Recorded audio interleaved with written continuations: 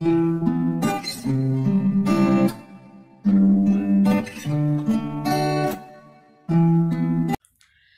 everyone and welcome back to my channel. I channel sibo yang biri china puna makpo ai nei kok no na ai channel sida daram na okchari adom yam ngasi ai gi blog se bandra chana bagi oidoi ne bako ai gi imana bi singa budi natre ai gi inau nupi gi mama na bi singa do moi handak metric thana bagi yawsang matang da metric oi gi banina moi yawsang bi khani ba bandra jaba do kaimta ta hodre bako adu duna huji moi yawsangi bandra chahawdre aduduna khoi gi naunu pisisu jari bonda leibanina punna leitedana ko adu moi pullingai sida bandra ama charasi haina da ngasi se bandra chana gaina tawre bako adu nga na oina sanani adu khoi di yumda lai leibanina tilausanam kai ka do yada banina mi gi mayumda oina thongurane bako do khoi hujik ai irumai ja kai ka thokpa lore do hujik thoani adu dum makha tana yenghalage kamai tawba haido dum yamsu yengminarasi Mya muji nga jon bala do nga kanna olhali nga leibagi ado huji leira kholaga mu hinjang napi tu su sidai dum khulaktagi khom doineba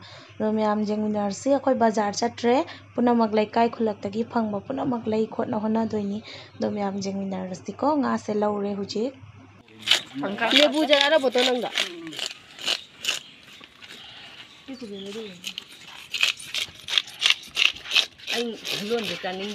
Huji nga se mako khokpa loina khona kano tawre ba jeli bako jen bai se nga se kg ani lumme bako ado akhoi mi mari khaktani na kg mari dudi kg ani dudi chaba ngamro haina kg ama makhai akhoina laurage adai makhai dom na dum khoi laikai gi nene ga jenari ne ba do mari thokna jeli ne ahum akhoi gi ama moigi sida leire akhoi nga do Myam bandra chabai pochai do leire bako ado sida papara ma haurani ado si tilau chanam leijare ado si tomato ga si alu tawraga nga ma thongani do khoi di mi mari khaktani na mosori se si katang pore ba se nga ma ko ko ina thongani ba ado si se kaino leire ko adu khamen ga desi alu macha do adu ga tawraga nga marin ga ma ngaurani ado se thau laure do si jomjak se ma dum machi da met pagi ne ba ado si mimi sinju se chak to ga dum tawrani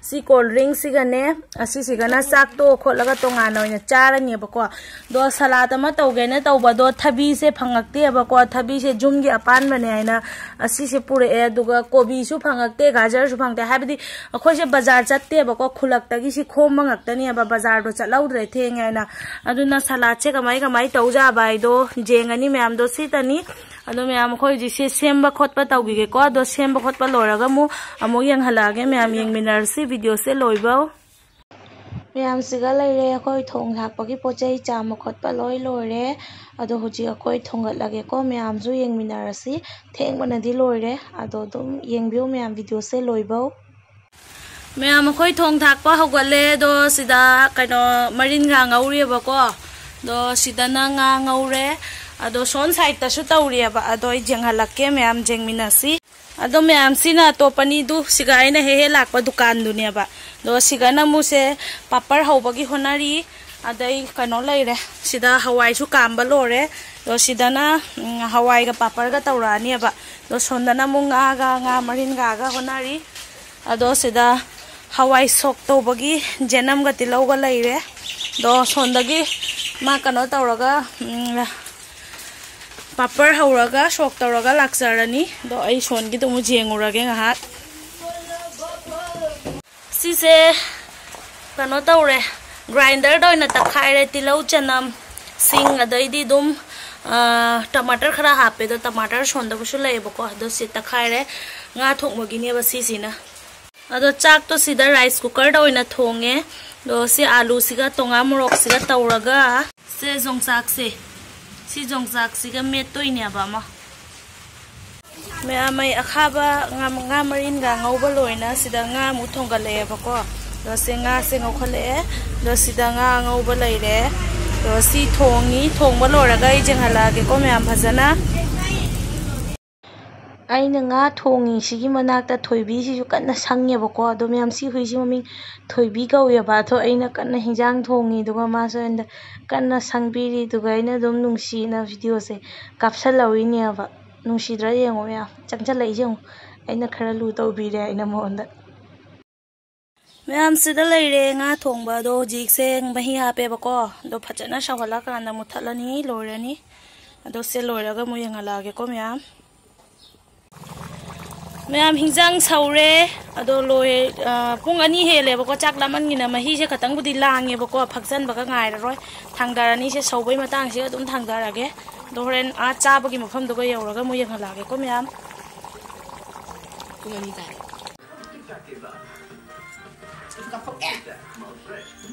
हापसलो ma'am सिदा लेरे nga thongba thangdare e do sida papar ngauna thamme do se salad leire अदैदी असीसिना हवाई थोंबा दसे अखाबा ngौबदो से जोंचाक मेटपदो लेरे बको दो पुनमके खोइसे थीबा लोरे दो हुजिक चागदबा तंगाइरे ma'am दो चाबदमु खतंग येंगहलागे को म्याम खोइ हुजिक चाबा हौजरगे कनो तौरे बको हिंजांग दो खाइदोकनारे अदो सोंदा खाइनारे दु से अमारि तंखाय हम चा लोइरमेन तौइसे दो आइगी सरुक सिदा लेरे से नकना जेंगहलागे nga matung se khandoi ni aba se jongsang metpa se papar se marin ga ngauba se salad ada si hawai duga si da nga thongba do leire do chari ba mi sing sigi masak se amdang yang ala ge myam se jengo semda di jengo we kaino ne se sanjana leire se jengo se akoi la bina siga leire siga ma leire siga ai leire myam khoi hujik cha kai ka loi cha ba lore bako do huji mimi sinju sem ga na tauri से लेरे मिमी सिंदो से कोबी लेरे से लेखमान टमाटर अदैदी तिलौ सिंग अदैदी मना मसिंग खरा मना बजाखिबा अंगांग सिंदो तो मोइ लागा सोइगतलानी दुगै जेंगलागे म्याम येंगमिनारसी म्याम सिगा लेरे को मिमी सिंजू दो सी तोत्रि से हुजिक तोला अनि दो सिदा लेरे कोबी खरा कोटपगी को अदो सिदा अखोय मरीगी अमूल कुल मरी अदुदा सिदा सु लेरे कई कईनो से पेप्सी का 7 अप का सिदा खोई कप मरी सु लेरे दो इसे हुजिक फजना तोथरा आगे अदुगा म्याम साबगी मतंग द मुखरा यंगला आगे म्याम आई हुजिक तोत पा हौसरे को सिदा कापो सिदा तु से आइरो 7 अप हान हाइगेरा कोको कोला पेप्सी हान हाइगेरा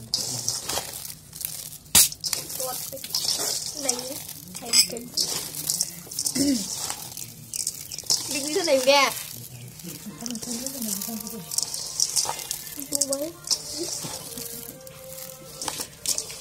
Dunia. Ceri. Angang betul. Angang betul. Pegang mau hari dok. Ini dulu sini. Hah? Ini dulu. Oh kali. Kon yang itu betul tak? Ngang zoom apa suka itu? Cái gì nó cha bao ta hụt cái sao vậy lại mẹ mấy hụt gì tốt pa hụt giờ đấy co xin các con xin tu xí hay đâu 7 up hay cái là Coca-Cola Pepsi này cái là ui xí tay nhỉ ngoài nó sẽ hả ngoài ngoài rồi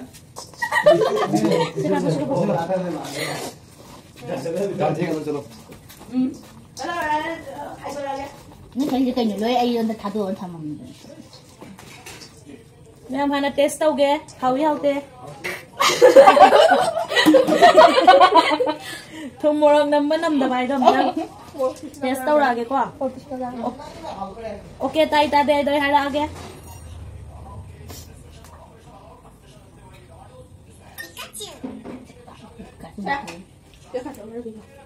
Dai em thalo lagi se. Ma'am perfect. Bukan Ma'am perfect. Anh cha lagi. Hola. Kuring. Buang ke sao vậy? Caro hai cái gì kìa. Một dao đây. Ayam một dao hấp mình hấp. Một ăn bầu dao mình. Để hàng mấy đi xí nào. Ano last tau si kayo no? Ahan mera pe ka mo bay si. Oh my. Ano na ka na tamo si. Mai law na ra. Ay. Ma'am cheers. Cheers. Ayaw na kayo doon kasi. Se. Ah, do dito. Okay. Cheers.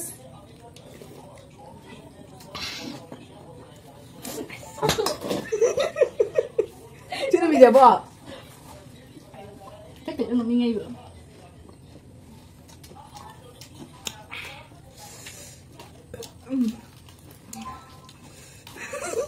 Ayo Ai cái cào ai nãy sẽ là phần tali. Tali mà đâu? Ôi cào rồi, cái gì nó? Chắc là celebrity nè. Má. Được ạ. Chạy rồi. Làm xe.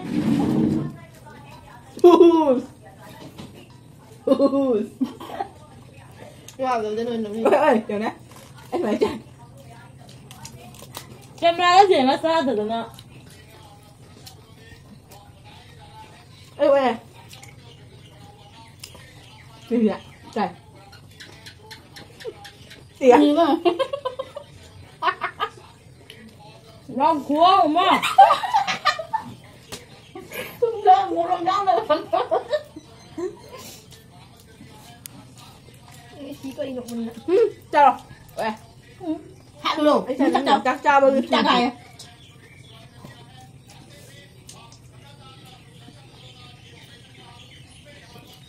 Đây là không sao là gì?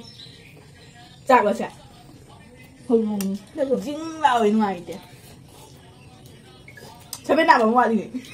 Ủa sao máy cặp không? Thôi cái nào bật lâu rồi.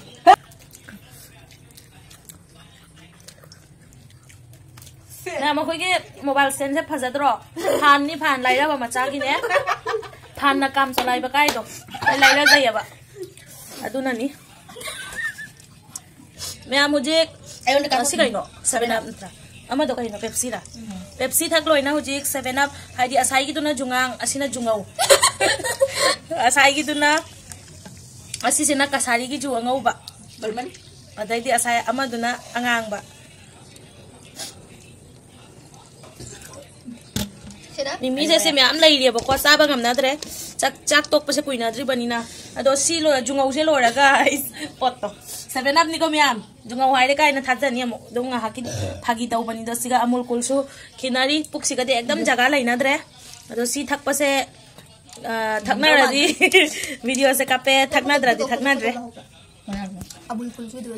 Mẹ mimi sinju da papar hap ka nai na tham do ka na ha phaudri ba kwa do hujik su sinju se lai re ba si ma thak toy na si hap ga khoi nau na muk cha doi ni mẹ ma khoi hujik cha ba thak pa lo re ba kwa do hujik ki kaino do kaino lai hawi do bo sa oh amul kul do thak pa ngam dre ba kwa do atai atai di thak pa sa ba lo re do matang siga video se lo shan jana ke se noi su kai kai nom tang mate ka Subscribe like to view. Sajana hai ro ne Share to view, comment to view rồi ya he. Khoi challenge ba sa ti ya dai. Fajadi fajadi nei se Thana kai nom de hai rau da na fajana Kaya ai rồi. Rabina hai ra mo doi dina Like and subscribe, share, comment. Chúng tôi rồi. Mẹ lo shan jara ge next vlog ta mu thengna si Bye bye